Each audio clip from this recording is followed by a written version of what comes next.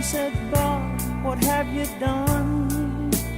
Passing your time with a holy man, talking of the moon and sun.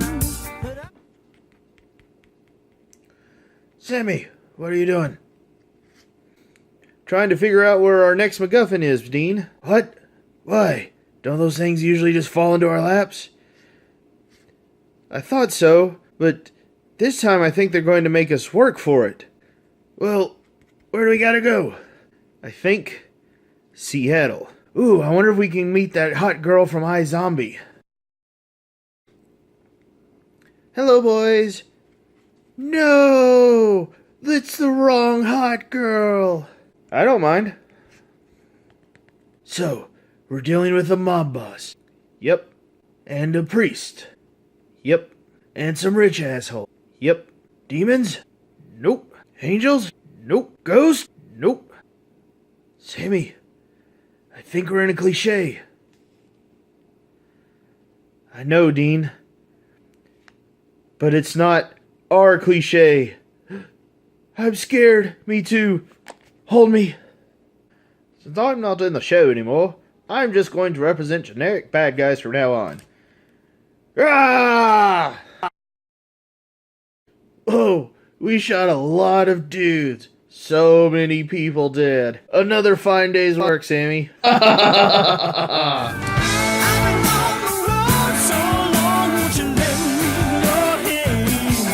Hey kids, do you remember back in season 10, Paint It Black, when Supernatural for a time became a romance story and Sam and Dean just happened to be barely involved?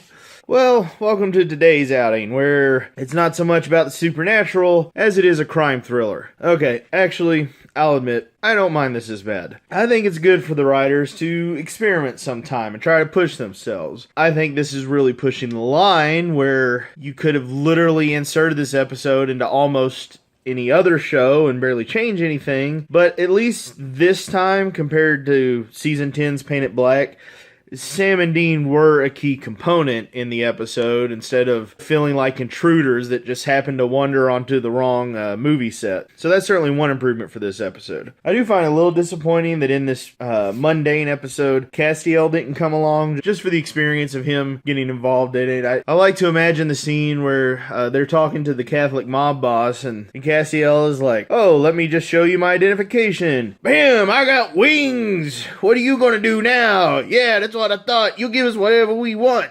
I did really enjoy that the characters in this episode were all very colorful. I mean, when was the last time in an episode where a single-use character kind of stuck in your brain, you know? Like, you remember the guy from Night Shift. I mean, my mind's blanked out on his name, but remember the guy from Night Shifter who was obsessed about the Mandroid? You know, that was a hallmark of Kripke's, and I think even a little bit of Sarah's tenure was that very often people that would just drift through for one episode could stick in your head. And that's one thing I did like in this one, is that besides Sam and Dean, that, you know, we had the priest that was a decent fella, and I appreciated his interaction with Sam a lot more than I initially thought. And the rich fat guy, for not many scenes he was in, certainly kind of stuck out. And the mob boss, I mean, even though he was pretty cliche, he did pretty good with what he had to work with.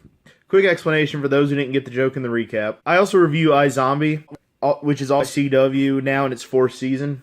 And I've actually ended up really not quite as much Supernatural, but it is really fun. It's about zombies trying to live normal lives. It's actually a lot more compelling and thought-provoking than you might think. It all takes place in Seattle. Of course, everyone in there is very good-looking. I mean, I don't go for it, but even I can admit the guys in that show probably don't have much trouble getting dates, and certainly the women are very nice-looking. Liv's adorable, and her friend Peyton is Well, anyway, in season 2, they introduced a redheaded girl as the daughter of the main antagonist that season, and the actress playing her showed up in this episode. And so that was why I was kind of making a few references to iZombie. It's a pretty decent show, and its seasons aren't too long, so if you ever need something to fill in for your Netflix queue, I kind of recommend giving it a shot. I might do video reviews of this. Its toys for it are a little harder to come by, but I'll see what I can do. Right now, it's just in text.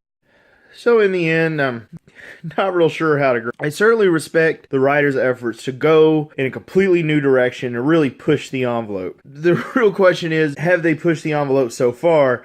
They've just fallen right off the scale. This episode isn't even really a 0. It's more like on a supernatural scale of 1 to 5. This episode's a blue. It doesn't really fit. If anybody involved with the show happens to hear this, I want to say, dude, full marks for you guys really making an effort. I mean, honestly, it's really awesome to see you guys try and experiment. I mean, Baby back in season 11 is probably the standard setter for experimental episodes of the show. Well, that and changing channels. And on that scale, this is at least a 3 out of 5. I mean, judging it as an experiment and grading it based upon what y'all were trying, I think it worked out pretty well. There were maybe a few times where I wanted Sam and Dean to come through more as characters. They definitely seemed fish out of water in this episode, and not in a entertaining, funny way. You actually had depth and complications in regards to religion. You had a religious person in this episode who was a positive example and one that was kind of a negative example. And that's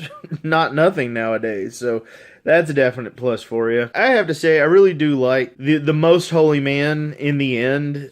His conversation with the boys and giving him a moment of guidance was really touching. I kind of wish he could be a repeating Jiminy Cricket-like figure in the show, and to make it even more interesting, he is kept in the dark about what Sam and Dean really do, but he continues to help them spiritually and morally. I mean, it was a really nice touch. I really like that this episode gave Sam a lot of chance to shine, that he finally got a little bit of appreciation from a sexy gal. The show had kind of run into the ground the idea that Dean was the ladies' man. Back in the day, Sam was good looking too. He'd get some flirtations now and then. And it may still be a little too soon after Eileen died. It was kind of nice to see at least somebody still appreciated the Sandman. And like I said, I like that he was inspired by the priest and decided he wanted to do right. Because Sam used to be the moral center of the group too. And I kind of like they seem to be sort of steering the character back on track. Just a little bit. I mean, they're not just completely reverting him to type, but they're putting in the work and getting... I think Sam's drifted just a little too far off from his center, and this episode feels like another step in the right direction. So final grade on the show, about a blue or a 3. It's a worthwhile experiment, and hats off to the showrunners for taking a risky shot. Let's see what happens next week.